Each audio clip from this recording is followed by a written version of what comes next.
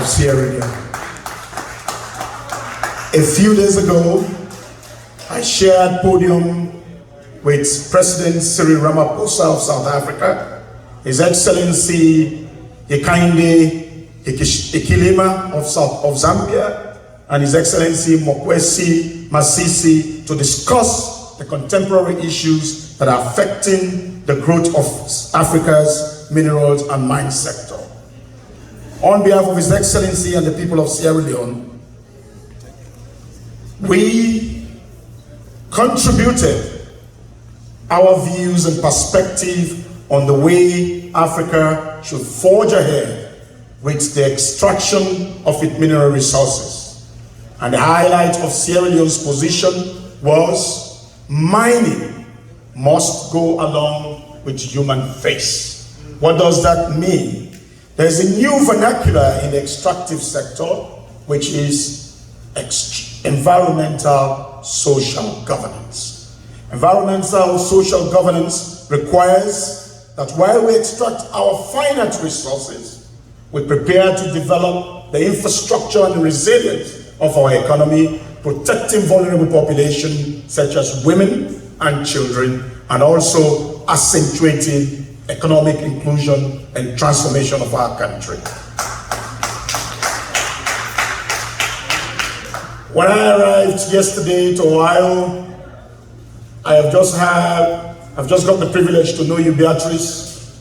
I was meted with a very delicious torbote, which is still in my fridge, and I hope to finish that at the end of the day. You see, the kindness and magnanimity expressed by the Sierra Leonean diaspora is a sort of culture that we need in Sierra Leone. Our country is deeply polarized. Our country is deeply divided. And it is divided by those unscrupulous politicians who have nothing to offer.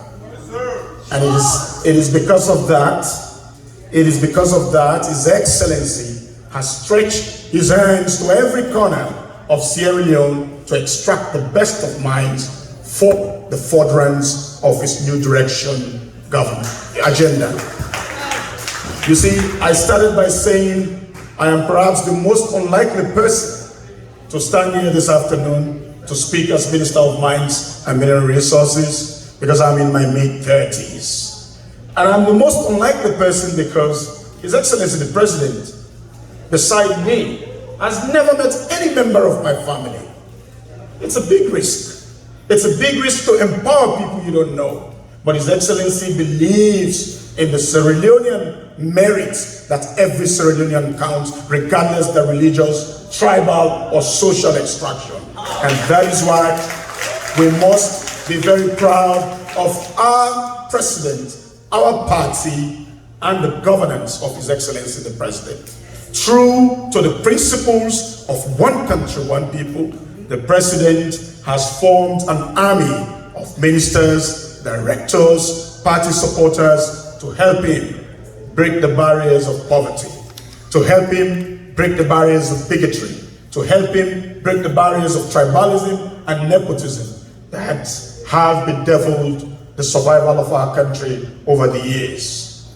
We must be proud as SLPP supporters and as members of the SLPP, because it is this party that ushered us to independence in 1961. After 24 years of the recklessness of the APC and the interregnum of 4 years military junta regimes, the SLPP was the only government, the only party that also brought an end to the carnage that decimated over 50,000 of our compatriots. And after Sierra Leone was also tilted to the brink of state collapse, the people of Sierra Leone willingly called on His Excellency and reward and afforded His Excellency the glorious honor to serve as president to help redeem Sierra Leone from state collapse.